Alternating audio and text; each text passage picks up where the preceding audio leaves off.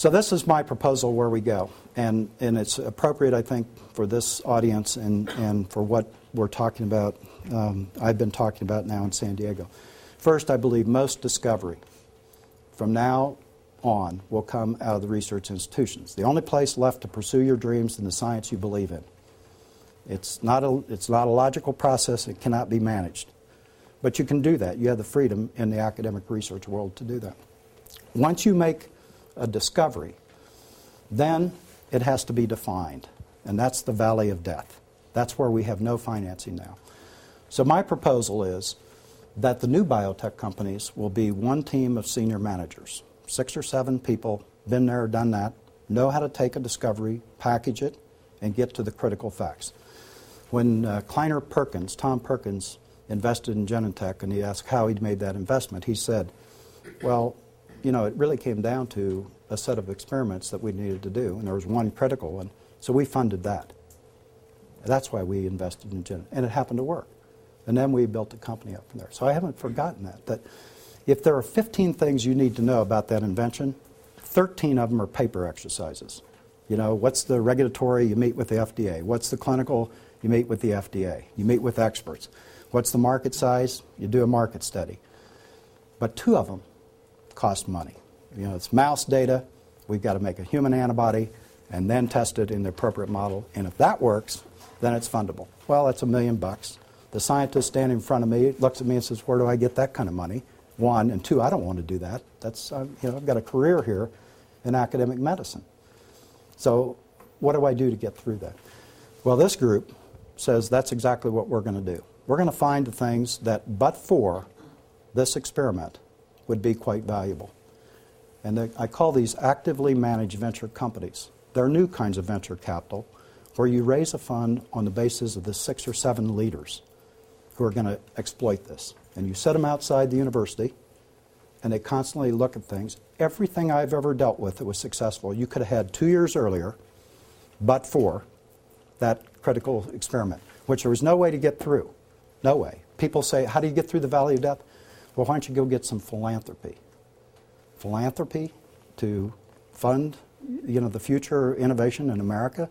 We're going to depend on that. People's ability, I mean, it's insane. So here you create something that's 50, 75 million. The managers of the fund are the managers of the technology. So instead of doing one technology, one CEO, one CFO, one CMO, it's one group of those guys, and it's 8 products or technologies that you're moving through.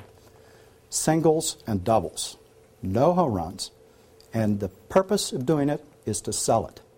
You're not going to form a company out of it.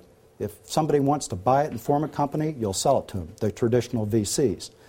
But the main goal is to define that technology, and if you put 3 to 5 million in it and you get a chance to get out in 3 years and somebody will pay 15, you're gone. 8 or 9 of 10 things I ever worked on in that phase got there. It was later when it cost a lot more money or you didn't have enough money to take it deeper that we failed. But that phase is very important. So it's intellectual property, proof of concept, whatever that happens to be. They'll all be different, or whatever that be. The third group in this matrix are the outsourcing companies. This did not exist 20 years ago. Today, you can get this work done all over the country, all over the world, at a higher quality than you can put the team together to do yourself. So with a single project manager and this overlay of these experienced veteran people and a great scientific advisory board, you're able to take things and define them. And because this team knows everybody in that first D, the university, on a first name basis, and they seek them out because they want somebody to take this and do something with it, and because they know the venture capital world and they know all the industry, their goal is to define it and sell it. But by using these enablers, these development companies, you're doing tech transfer. So when they come to buy the company, Pfizer or J&J doesn't have to buy 200 people who don't want to leave La Jolla and move to New Jersey. Instead, they're buying the due diligence all in that development partner. All the technology transfer sitting there. The manufacturing, the clinical, the regulatory, everything has been transferred. So they simply pick it up and move it in their shop. And then the final circle is the consolidators, delivery. I grew up in sales and marketing. I will tell you today, I would no more try to enter this phase of where I'm going to have my own sales force, marketing force. The difficulty of doing that and competing against a world that is so complicated, where you've got to bring it up worldwide. You can't just roll out in the U.S., then go to Europe, and then Japan. You've got to bring it up everywhere simultaneous. So that requires a partner. You've got to fight the partnering issue. And the assets that you add there are so trivial, that it makes absolutely no sense to me that you try it. You've got to have a battery of lawyers to defend your IP, another battery of lawyers to keep you from product liability suits. I mean, it just goes on and on. Your sales rep says the wrong thing, it appears in the New York Times, you're screwed. So things like that, belong in people that can take the risk. The second thing that happens when you sell it to the big company, they will do those 3 phase 2s before they go on. They will do them because that's their culture, to make sure before they go into the next phase. They can also afford a setback, whereas the small companies can't. So the way I see this world playing out is you have these 4 very distinct cultures, and they're collaborating, each doing their piece and keeping their own culture and taking the appropriate risk for who they are. Third circle and first circle take no risk. Research grant, once you've got it, it's yours. You keep looking for science. Third one is cost plus. Second one takes risk, but it's a defined risk. You know how much risk you're taking, and you have a good idea that if you can prove this out, it's going to be big.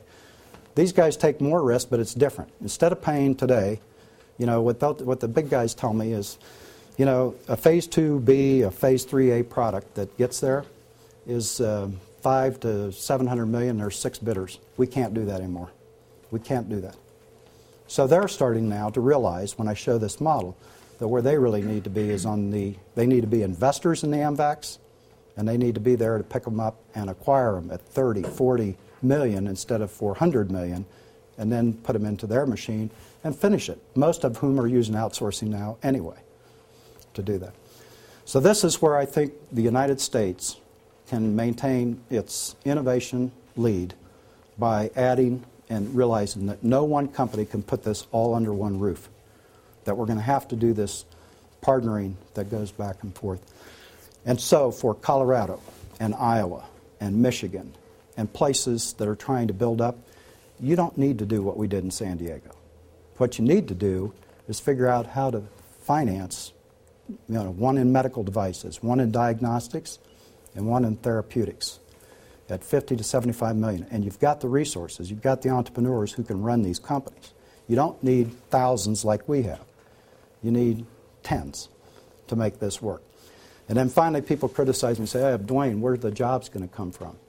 Well, you know what our biggest growth in jobs are? By far, circle number 1. The Research Mesa, those companies I showed you, every building that is vacated today is taken over by Scripps or Salk or the university or Sidney Kimmel or. Just keep growing and growing and growing. And that's where the good jobs are being created. It's a big part of it. Other places have some real neat stuff in this development area that they're working on. So they can work on the part of that gets there too. So with that, I'm going to stop, and I'll be happy to take a few questions if there's time.